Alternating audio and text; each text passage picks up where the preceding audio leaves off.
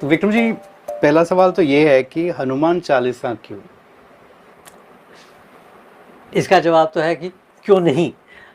बचपन से मुझे हनुमान चालीसा से बड़ा लगाव है और मैंने खुद अपनी खुशी के लिए इसका तर्जुमा, इसका अनुवाद किया था। कुछ 10 साल पहले उसकी शुरुआत थी और अब मेरी मामी, मेरी विधवा मामी जो कि 90 साल की है, उन्होंने कहा कि भाई तुमने अपने लिए किया, दूसरों को भी तो दिखाओ। मैंने कहा भाई मेरा ट्रांसलेशन जो है तुलसीदास की तुलना में कुछ है ही नहीं। मैंने कहा एक तरह से एक खिड़की तो है कि जो लोग हिंदी नहीं समझ सकते या जो लोग इस कविता से परिचित नहीं हैं, तो कम से कम उन्हें इसके बारे में कुछ तो पता होना चाहिए। And maybe it will send them back to the original, और ना भी हो फिर भी उससे कुछ तो लुत्फ मिलेगा। और भाषा पर सवाल, क्योंकि ये ओरिजिनली अवधी डायलेक्ट पे लिखा गया था। हाँ, लेकिन सवाल ये है कि हिंदी हम तो खड़ी बोली में बोलते हैं, लेकिन ब्रजभाषा या अवधी ये भी तो बहुत महान साहित्यिक भाषाएं हैं। और एक तरह से हमारा साहित्य जो है वो ज़्यादातर इन भाषाओं में लिखा गया है।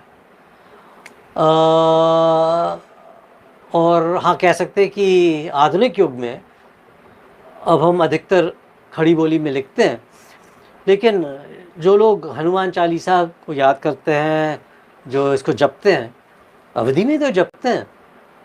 और किसी जैसे कि असबर दीन जानकी मात, अस यानी ये, या इस तरह से बहुत से शब्द हैं जो कि हम शायद नहीं प्रयोग करते हैं, लेकिन ये तो है जो अवधी की खूबसूरती। और उसके पीछे कोई पॉलिटिकल मैसेज भी है?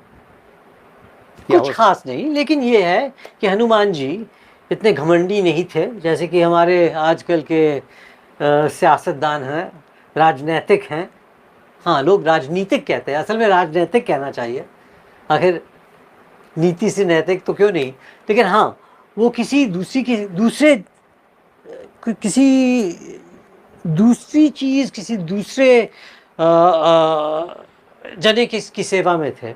आजकल तो सब अपने पेट सेवा में हैं, और हनुमान जी लड़ते तो थे लेकिन अपने लिए नहीं लड़ते थे, किसी और के लिए लड़ते थे। तो लेकिन असल में सच कहा जाए तो इसमें कोई पॉलिटिकल मैसेज है ही नहीं। चुनाव के पहले अब मैं तो चाहता था कि हनुमान जयंती पे, जो चैत की पूर्णिमा का टाइम है, ये प्रकाशित तब हो।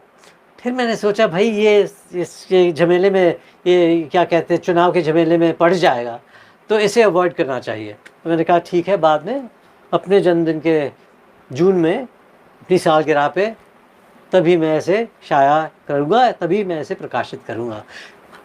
यानी मैं पॉलिटिक्स को अवॉइड करना चाहता हूँ। लेकिन आप चुनाव की बात किए, तो चुनाव का जो रिजल्ट है उस पर कोई कुछ भाई कह सकते हैं कि तानाशाही पे कुछ लगाम तो लग गया, तब देखा जाएगा क्या होता है।